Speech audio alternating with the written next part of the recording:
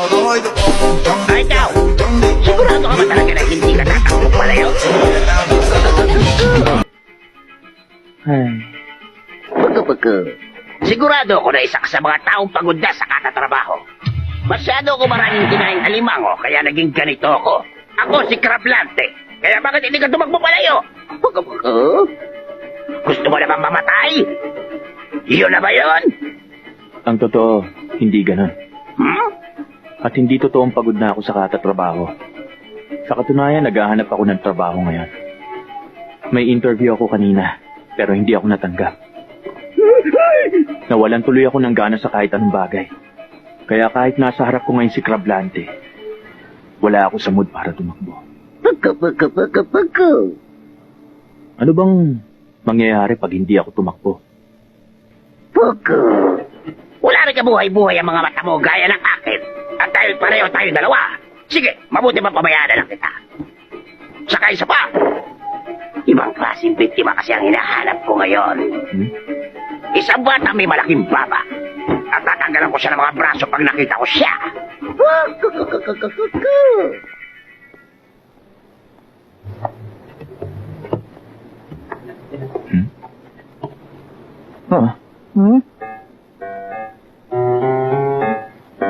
Ano tinitingnan mo?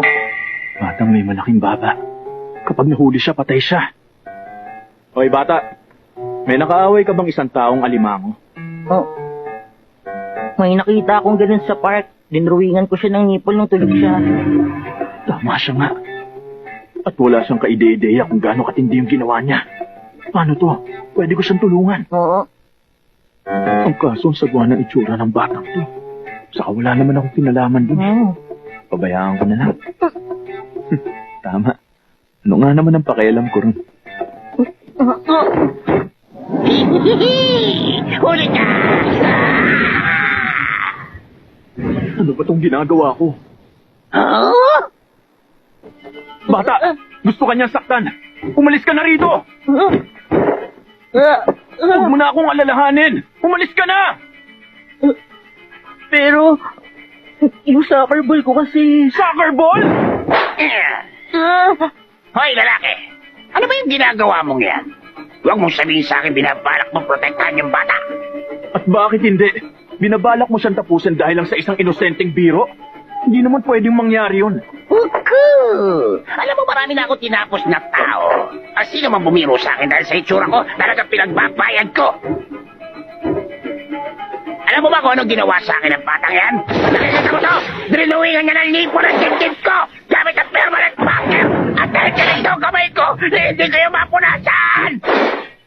At kapag nakialam ka, sisiguruhin ko na hindi ka na uli makakapaghanap ng trabaho!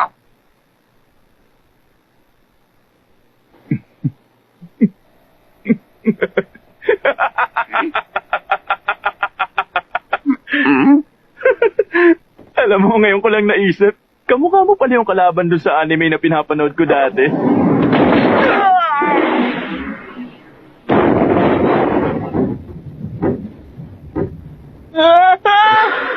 Tapos ka na.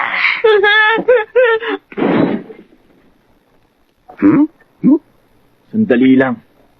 Hindi ka pwedeng pumaslang ng bata, lalo na ngayong mababa ng birth rate. Alam mo ba, nung bata pa ako, gusto kong maging isang bayani. Bayani, hindi empleyado. Pero gusto kong maging bayani na kayang tumalo ng mga kalaban sa isang suntok lang. Wala na akong pakialam sa trabaho. Kaya sige, sumugod ka! Talaga lang, ha? Tingnan natin! Tingnan natin kung may laban ka! Wala kang kalaban-laban sa akin. Kaya ngayon...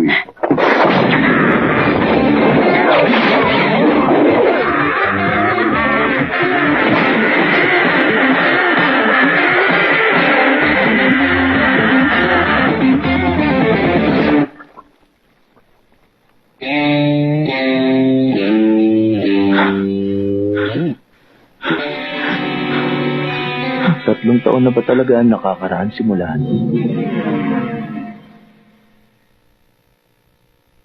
Simula nung araw na yun, nag-training ako ng todo hanggang sa makalbo ko.